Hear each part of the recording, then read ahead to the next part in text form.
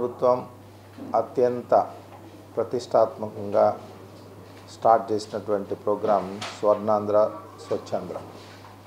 ఈ ప్రోగ్రాంలో భాగంగా గౌరవ ముఖ్యమంత్రి గారు, గౌరవ డిప్యూటీ సీఎం గారు రూరల్ ఏరియా వారు చూస్తున్నారు ప్రత్యేకంగా. వీరి యొక్క ఆధ్వర్యంలో స్వర్ణాంధ్ర సాధించాలంటే స్వచ్ఛాంధ్ర ఉండాలి అని చెప్పేసి ఒక నినాదంతో ఈ సంవత్సరం జనవరి నుండి ప్రతి నెల 3వ శనివారం ఒక థీమ్ తీసుకొని ఆ థీమ్ బేస్డ్ యాక్టివిటీస్ ఇటు ప్రజలు, ప్రభుత్వ అధికారులు, తర్వాత అనేక మంది స్టేక్ హోల్డర్స్ ఇన్వాల్వ్ చేసుకుంటూ వస్తున్నారు. దీనిలో భాగంగా మనకి ఈ నెల 19వ తేదీ అంటే ఎల్లుండి జరిగే ప్రోగ్రాంకి ఈ వేస్ట్ సంబంధించినటువంటి మేనేజ్మెంట్కి సంబంధించినటువంటి ప్రోగ్రామ్ టేకప్ చేయడం జరుగుతుంది. ఈ వేస్ట్ అంటే మన దగ్గర ఎలక్ట్రానిక్ ఐటమ్స్ ఏవైతే ఉన్నాయో అవన్నీ కూడా ప్రాపర్ మెకానిజం, ప్రాపర్ టెక్నికల్గా డిస్పోజ్ చేసుకోవాలి. ఇప్పుడు ఉదాహరణకి సెల్ ఫోను అలాగే ఇది ఉంది, ఇది పాడైపోయింది అనుకో, ఈ మౌస్ కానీ లేకపోతే సెల్ ఫోన్ కానీ, మనం ఏం చేస్తాం, సరే బయటపడేయటానికి ఇష్టపడం, ఎందుకంటే కొంచెం డబ్బులు పెట్టి ఖర్చు పెట్టి కొనుక్కొని ఉంటాం. కానీ ఇవి మన దగ్గర ఉంచుకోవడం అంత శ్రేయస్కరం కాదు. అట్ ది సేమ్ టైం బయట ఎక్కడ పెడితే అక్కడ వేసినా అవి ఎన్విరాన్మెంట్కి హానికరంగా ఉంటాయి. అందుకని ఇది ప్రాపర్ మెకానిజం తోటి వీటిని డిస్పోజ్ చేయాలి. సో ఆ ఉద్దేశంతో ఈ నెల 19వ తేదీ జరిగేటువంటి ప్రోగ్రాం ద్వారా మన నగరపాలక సంస్థ అంటే జిల్లా వ్యాప్తంగా జరుగుతుంది. కలెక్టర్ గారి ఆధ్వర్యంలో నగరపాలక సంస్థ ముఖ్యంగా పరిధిలో ఉన్నటువంటి అన్ని కమర్షియల్ ఎస్టాబ్లిష్మెంట్స్, అన్ని ప్రభుత్వ ఆఫీసులు, అన్ని హౌసెస్, సిటిజన్స్ ఉన్నటువంటి హౌసెస్, డొమెస్టిక్, వీటన్నిటి దగ్గర నుంచి కూడా ఈ వేస్ట్ అంటే నిరుపయోగంగా పడి ఉండి పనికిరావు అనుకున్నటువంటి ఈ వేస్ట్ మెటీరియల్ అంతా కూడా కలెక్ట్ చేయడం జరుగుతుంది. ఈ వేస్ట్ కలెక్షన్ ఎలా జరుగుతుందంటే ఆల్రెడీ దీని మీద కలెక్టర్ గారు జిల్లా ఆఫీసర్స్తో ఒక రివ్యూ పెట్టడం జరిగింది. దీనిలో భాగంగా వారు ఇచ్చినటువంటి ఇన్స్ట్రక్షన్స్, ప్రభుత్వ ఆదేశాలు ఏంటంటే ప్రతి ఆఫీస్లో కూడా 19వ తేదీ మరి ఇలాంటి ఎలక్ట్రానిక్ అండ్ ఎలక్ట్రికల్ ఐటమ్స్ ఏవైతే నిరుపయోగం ఉంటాయో డిస్పోజ్ చేసుకునే విధంగా అవన్నీ కూడా లిస్ట్ అవుట్ చేసి అవన్నీ కూడా మనకి గుంటూరు నగరపాలక సంస్థకి హ్యాండ్ ఓవర్ చేయమని చెప్పేసి నిర్ణయం తీసుకోవడం జరిగింది. ఆ విధంగా గుంటూరు నగరపాలక సంస్థ పరిధిలో కొన్ని సెంటర్స్ మేము ఐడెంటిఫై చేసి, మెయిన్ ఆఫీస్ కూడా ఉంటుంది, సర్కిల్ ఆఫీస్ ఉంటుంది, అట్లనే కొన్ని సచివాలయాల్లో కూడా ఈ సెంటర్స్ పెడుతున్నాం. కాబట్టి ప్రజలందరూ కూడా మీ దగ్గర ఉపయోగకరంగా లేనటువంటి ఏ ఐటమ్ అయినా, ఎలక్ట్రానిక్ ఐటమ్ ఏదైనా సరే మీరు అక్కడ హ్యాండ్ ఓవర్ చేసి తగు రసీదు, ఇంకొకటి ఏంటంటే మీరు హ్యాండ్ ఓవర్ చేసిన దానికి వెయిట్ కూడా చూసుకొని మీరు హ్యాండ్ ఓవర్ చేసి రసీదు పొందాలి. ఇదంతా తర్వాత మనం మొత్తం కూడా క్రోడీకరించి డిస్పోజ్ చేసినప్పుడు కొంత అమౌంట్ కూడా మనం రావడానికి అవకాశం ఉంటుంది.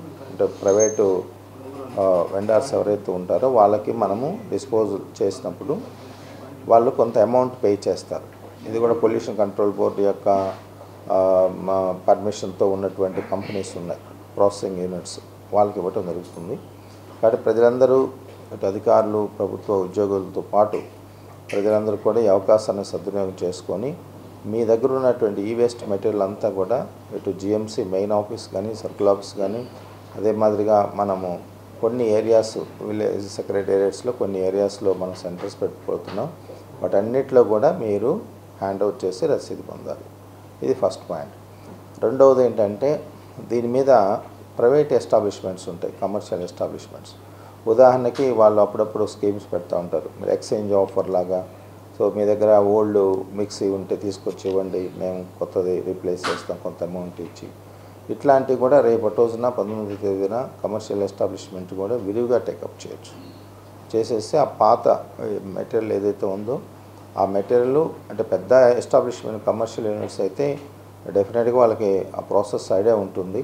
వాళ్ళు కూడా ఇలాంటి కార్యక్రమాలు చేపడితే తద్వారా ఎలక్ట్రానిక్ ఈ వేస్ట్ మెటీరియల్ అంతా కూడా మన జిల్లాలో అదే నగరపాలక సంస్థలో ఒకేసారి క్లీన్ చేయొచ్చు. దీంతో పాటు రెగ్యులర్గా జరిగే ఆఫీస్ క్లీన్లీనెస్ కానీ, తర్వాత టాయిలెట్స్ కానీ, తర్వాత మన ఆఫీస్ వర్క్ తీసుకుంటే ఫైల్స్ మెయింటెనెన్స్ కానీ, ఇవన్నీ కూడా ఆ రోజు in addition to this program take up చేయడం జరుగుతుంది. ఇది కాబట్టి ప్రజలందరూ కూడా ఇది గమనించి ఈ ప్రోగ్రామ్ని ఉపయోగించుకోండి. రెండవది, మనకి ఇన్నర్ రింగ్ రోడ్ ఫేజ్ 3 ప్రోగ్రాంలో భాగంగా మీకు అందరూ తెలుసు, inner ring road AP CRD వాళ్ళు డెవలప్ చేస్తున్నారు. ఫేజ్ 1, ఫేజ్ 2 రెండు కంప్లీట్ చేసుకోవడం జరిగింది. ఫేజ్ 3లో కూడా దాదాపు 4.21 కిలోమీటర్స్కి 3.21 కిలోమీటర్స్ ఆల్రెడీ అయిపోయింది. 1 కిలోమీటర్ దగ్గర ఎంక్రోచ్మెంట్స్ ఉన్నందువలన వాటిని మనం రిమూవ్ చేయలేని పరిస్థితి. కాబట్టి వాళ్ళల్లో కూడా చాలామందికి మరి వేరే లేఅవుట్స్లో హౌస్ సైట్స్ కూడా ప్రొవైడ్ చేయడం జరిగింది. ప్రొవైడ్ చేసినా కూడా వాళ్ళు అక్కడికి వెళ్లకుండా ఇక్కడే ఉండి మరి ఉంటున్నారు. సో వాళ్ళతో మాట్లాడి లోకల్ గౌరవ ఎమ్మెల్యే గారు, ప్రతిపాడు ఎమ్మెల్యే గారు కూడా వాళ్ళతో మాట్లాడారు. మా జిఎంసీ స్టాఫ్ మాట్లాడటం జరిగింది. మాట్లాడిన తర్వాత వాళ్ళందరూ కూడా చాలామంది సుముఖంగా ఉండి మరి అక్కడికి వెళ్ళేదానికి కావాల్సినటువంటి ఏర్పాట్లు చేయమంటే దానికి కూడా ఏర్పాటు చేశాము. సో ఎక్కడైతే వాళ్ళ ప్లాట్స్ ఇచ్చారో వాళ్ళన్ని ప్లాట్స్ వివిధ లేఅవుట్స్లో ఇచ్చిన వాళ్ళందరూ కూడా లేఅవుట్స్లో ప్లాట్స్ చూపిస్తున్నారు, వాళ్ళు అక్కడికి వెళ్తున్నారు. అదే కొంతమంది ఎంక్రోచ్మెంట్ చేసినటువంటి వాళ్ళు ఇనెలిజిబుల్ పర్సన్స్, ముఖ్యంగా ఇనెలిజిబుల్ పర్సన్స్ ఎవరైతే ఉన్నారో అటు హౌస్ సైట్ ఇవ్వడానికి వాళ్ళకి ఎలిజిబిలిటీ ఉండదు. అదే మాదిరిగా మనం రెగ్యులరైజ్ చేయడానికి కూడా ఉండదు. వాళ్ళకి ఎక్కడో హౌసెస్ ఉంటాయి, ఆడ ఖాళీగా ఉంది కాబట్టి వేసుకొని ఉన్నటువంటి కొంతమంది అది మేము ప్రొసీజర్ ఫాలో అవుతూ వెకేట్ చేపిస్తున్నాం. కాబట్టి వాళ్ళందరూ కూడా ఎట్టి పరిస్థితుల్లో కూడా త్వరితగతిన అది సైట్స్ వెకేట్ చేసి వెళ్ళవలసిందిగా కోరుచున్నాము. అట్లనే స్ట్రక్చర్స్ ఏమైనా ఉంటే స్ట్రక్చర్కి కాంపెన్సేషన్ ఇవ్వడం జరుగుతుంది. అది ఎవరైనా మీకు స్ట్రక్చర్స్ ఉండి ఏదైనా మీకు కాంపెన్సేషన్ మిస్ అయితే వాళ్ళు జిఎంసీని అప్రోచ్ అయితే ప్రొసీజర్ ఫాలో అయ్యి మీకు కాంపెన్సేషన్ కూడా ఇచ్చి పంపించడం జరుగుతుంది. తర్వాత ఈ ప్రాపర్టీ ట్యాక్స్ మీ అందరికీ తెలుసు, లాస్ట్ ఫైనాన్షియల్ ఇయర్లో మరి లాస్ట్ మంత్లో 50% ఇంట్రెస్ట్ వైవర్ ఇవ్వటం జరిగింది. సరే, ప్రభుత్వం మరి సానుకూలంగా స్పందించి ఈ నెల అంటే ఏప్రిల్ 1 వరకు 30th వరకు కూడా 50% ఈ ట్యాక్స్ వైవర్ ఏదైతే ఉందో అది కంటిన్యూ చేస్తూ ఉత్తర్వులు ఇచ్చారు. ప్రజలందరూ ఈ అవకాశాన్ని సద్వినియోగం చేసుకోవాలి. దీంతోపాటు మరి ఎర్లీ బోర్డ్ ఆఫర్ ఏదైతే 5% డిస్కౌంట్ ఉంటుందో ఎవ్రీ ఇయర్ ఏప్రిల్లో కట్టుకున్న వాళ్ళకి, అది అదనంగా కూడా ఫెసిలిటీ ఉంటుంది. కాబట్టి ఈ రెండు అవకాశాలని ప్రజలు ఉపయోగించుకొని ప్రాపర్టీ ట్యాక్స్ పే చేసినట్లయితే తద్వారా రాబోయే రోజుల్లో పెనాల్టీ లేకుండా, అదే మాదిరిగా మేము లాంగ్ పెండింగ్ ఉన్నటువంటి చాలా కాలం నుంచి అపరిష్కృతంగా కట్టకుండా పెండింగ్ ఉన్నాయి అన్నీ కూడా మనం ఒక డ్రైవ్ తీసుకోబోతున్నాం. వాళ్ళందరికీ కూడా ప్రాపర్ ప్రొసీజర్ ఫాలో అయ్యి నోటీసులు అవి ఇచ్చేసి వాళ్ళకి రిక్వెస్ట్ చేస్తాము కట్టమని. ఇంక వాళ్ళు వేరే విధంగా భీష్మించి కూర్చుంటే వాళ్ళ ప్రాపర్టీస్ సీజ్ చేయటం, తర్వాత ఆర్ఆర్ యాక్ట్ కింద అవన్నీ కూడా డిస్పోజ్ చేయటం జరుగుతుంది. నెక్స్ట్ వచ్చేటప్పటికి display boards, unauthorised display boards చాలా ఉన్నాయి నగరంలో, చాలా ఉన్నాయి. ఇవన్నీ కూడా డ్రైవ్ పెట్టబోతున్నాం. డ్రైవ్ పెట్టి ఏదైతే ఆథరైజ్డ్గా మనకి జిఎంసీకి కట్టాల్సినటువంటి ఛార్జెస్ కడుతున్నారో వాళ్ళే మాత్రమే ఉంచడం జరుగుతుంది. మిగతా అన్నీ కూడా అనాథరైజ్డ్ డిస్ప్లే బోర్డ్స్ రిమూవ్ చేయించడం జరుగుతుంది. కనుక అనాథరైజ్గా ఎవరైతే పెట్టారో వాళ్ళందరూ వాలంటరీగా తీసుకుంటే ఆ మెటీరియల్ వాళ్ళు స్పాయిల్ అవ్వకుండా ఇబ్బంది లేకుండా ఉంటుంది. అదర్వైజ్ జిఎంసీ టేకప్ చేసి డ్రైవ్ మోడ్లో మొత్తం తీసుకొని వెళ్ళిపోవడం జరుగుతుంది. ఇది చూసుకోవాలి. తర్వాత అనాథరైజ్ లేఅవుట్స్ కూడా నగరంలో చాలా గుర్తించాము. మేము అన్ని చాలా వరకు డిస్ట్రాయ్ చేసినా కూడా కొంతమంది మళ్ళీ పని కట్టుకొని మళ్ళీ అనాథరైజ్ లేఅవుట్స్ వేస్తున్నారు. సో వాళ్ళందరికీ మేము విజ్ఞప్తి ఏంటంటే, ఎట్టి పరిస్థితుల్లో మీరు అనాథరైజ్ లేఅవుట్ వేస్తే జిఎంసీ అలౌ చేయదు. ప్రభుత్వానికి కట్టాల్సినటువంటి రుసుములు అవన్నీ సకాలంలో చేసుకొని నామ్స్ ప్రకారం మీరు పర్మిషన్ తీసుకొని కట్టుకోవాలి తప్పితే, లేఅవుట్లు వేసుకోవాలి తప్పితే అనాథరైజ్డ్ కన్స్ట్రక్షన్స్ కానీ అనాథరైజ్డ్ లేఅవుట్స్ కానీ ఎట్టి పరిస్థితుల్లో కూడా ఉపేక్షించేది లేదని తెలియజేస్తున్నాం. అట్లనే డిఎన్ఓ ట్రేడ్ లైసెన్సెస్ కూడా కమర్షియల్ ఎస్టాబ్లిష్మెంట్స్ అన్నీ కూడా జిఎంసీ నుంచి డిఎన్ఓ ట్రేడ్ లైసెన్స్ తీసుకోవాలి. కానీ చాలామంది డిఎన్ఓ ట్రేడ్ లైసెన్స్ రెన్యువల్ చేయించుకోకపోవటం, లేకపోతే అసలు తీసుకోకపోవటం నోటీస్ చేస్తాం. వీళ్ళందరికీ కూడా ఈ నెల ఆఖరి వరకు టైం ఇస్తున్నాం. మీరు ఎట్టి బస్సులో డిఎన్ఓ ట్రేడ్ లైసెన్స్ తీసుకొని మీ వ్యాపార కార్యకలాపాలు నిర్వహించుకోవాలి. అదర్వైజ్ అవన్నీ కూడా క్లోజ్ చేయటం జరుగుతుంది. తర్వాత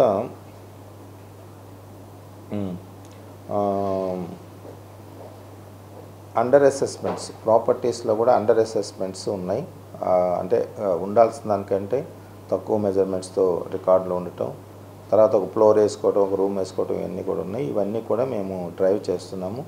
ఎవరైతే అంటే ప్రజలకి బాధ్యత ఉంది, ఎవరైతే ఒక రూమ్ ఎక్స్ట్రా వేసుకున్నారో ప్లాన్ తీసుకొని వాళ్ళు ఇమ్మీడియట్గా దాన్ని ప్రాపర్టీ ట్యాక్స్లో ఇంక్లూడ్ చేయించుకోవాలి. బట్ అన్ఫార్చునేట్ ఏంటంటే వాళ్ళు రావట్లేదు, అది అట్లనే కంటిన్యూ అవుతున్నాయి. మా రెవెన్యూ స్టాఫ్ కూడా ఎక్కడైనా మిస్ అయితే అవి మనం తీసుకురాని పరిస్థితి. అందుకని ఇది కూడా ఒక డ్రైవ్ మోడ్లో వెళ్తున్నాం. అన్అసెస్డ్, అండర్ అసెస్డ్. అన్అసెస్డ్ అంటే అసలు ట్యాక్స్ అసలు పూర్తిగా వేయలేదు ఒక ఇంటికి, అలాంటి. అండర్ అసెస్డ్ అంటే ఉండాల్సిన దానికంటే తక్కువ ఉన్నాయి. ఇవన్నీ కూడా నోటీస్ చేసి చేస్తున్నాము. ఇవి కాకుండా unauthorized tap connections, water tap connections, meters కూడా అనాథరైజ్డ్గా పెట్టుకొని కొంతమంది ఎంజాయ్ చేస్తున్నారు. మరి అది ఎంతవరకు కరెక్ట్ నాకు తెలియదు. వాళ్ళు అలా చేయకూడదు, చట్ట ప్రకారం అది శిక్ష పడుతుంది. కాబట్టి మేము ఇవన్నీ కూడా మా దృష్టికి వచ్చినవన్నీ కూడా అనాథరైజ్డ్గా ఉన్నాయన్నీ కూడా ట్యాప్ కనెక్షన్ చాలా వరకు డిస్కనెక్ట్ చేశాము. ఇంకా ఉన్నాయని మా దృష్టికి వస్తుంది. అందుకని దీని మీద కూడా ఒక డ్రైవ్ తీసుకుంటున్నాము. డ్రైవ్ తీసుకొని ఇవన్నీ కూడా రిమూవ్ చేయించడం జరుగుతుంది. తర్వాత బిల్డింగ్ ప్లాన్స్ కూడా ఒక రకంగా తీసుకొని ఇంకొకలాగా కట్టుకుంటున్నారు. ఇప్పుడు అంతిమంగా ఏంటంటే నష్టపోయేది ఎవరైతే ఓనర్ ఉంటారో బిల్డింగ్ కట్టుకోవాలనుకుని వాళ్ళు నష్టపోతారు. మీకు ఏమైనా సరే టీడీఆర్ బాండ్స్ ద్వారా కొంత వెసులుబాటు ఉంటుంది, అలాంటివి చేసుకుని, లేదా 10% లోపు డీవియేషన్స్ ప్రభుత్వమే అంగీకరిస్తుంది. ఇలాంటివి ఏమైనా చేసుకొని ఎక్స్ట్రా ఫీజులు పెడితే కట్టుకొని చేసుకోవాలి తప్పితే ఇలా ఒక తీసుకుని ఒక ప్లాన్ తీసుకొని ఇంకొక 4 ఫ్లోర్లు తీసుకొని 5 ఫ్లోర్లు వేసుకోవడం, 6 ఫ్లోర్లు వేసుకోవడం, ఇట్లా ఇవన్నీ కూడా కరెక్ట్ కాదు. సో ఇట్లా కొన్ని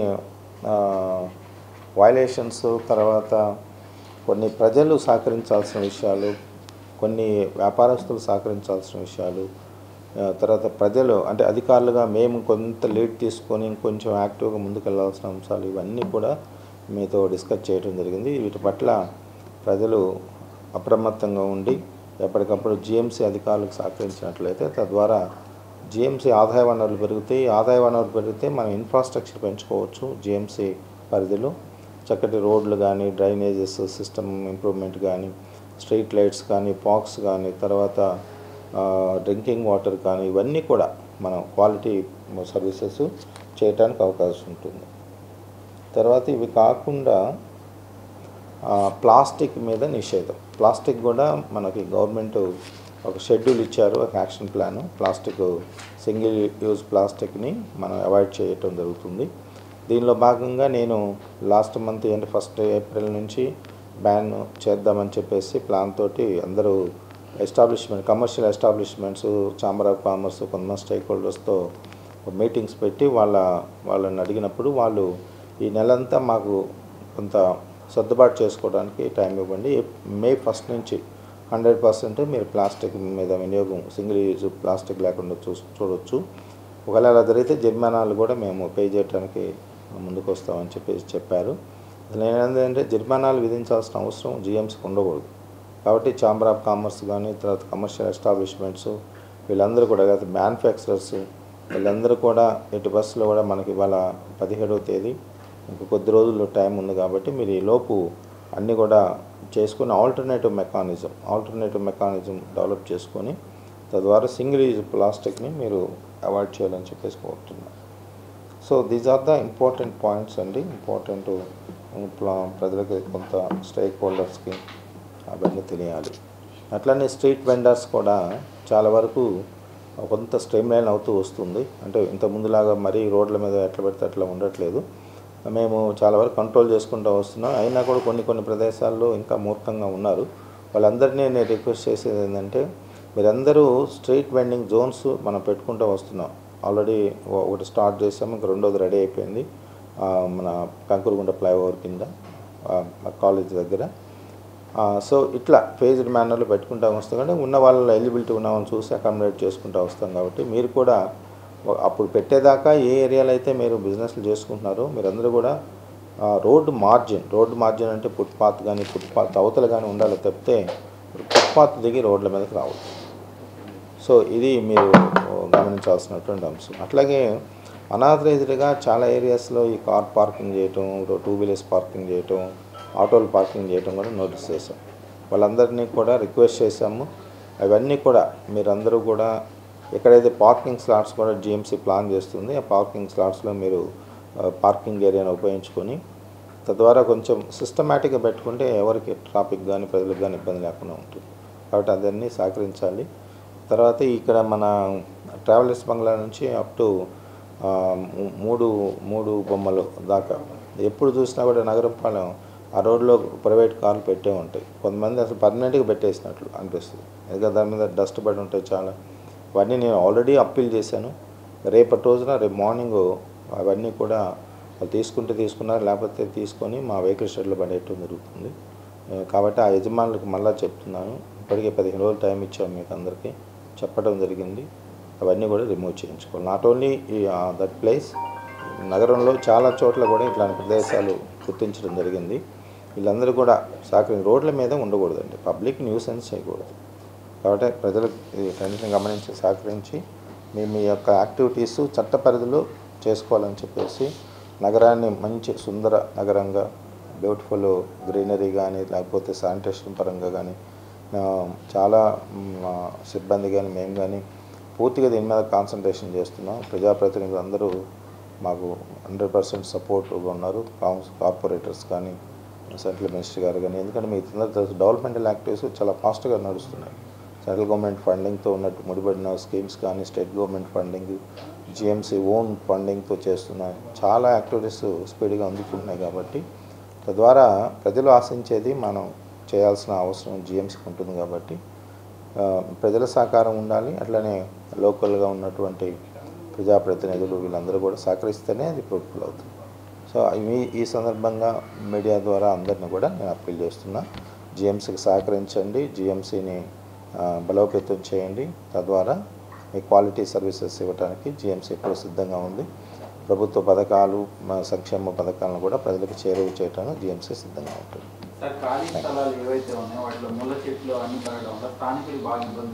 స్థలాల యజమానులకి నోటీసులు ఇవ్వబోతున్నాం అందరికీ, ఒక డ్రైవ్ పెట్టి.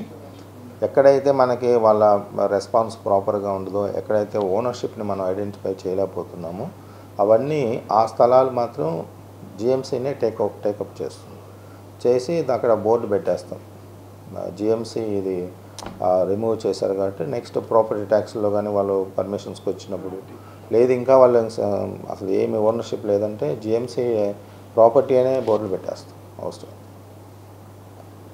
అది ఇప్పుడు సమ్మర్ రైట్ టైం కాబట్టి సమ్మర్లో టేకప్ చేస్తాం.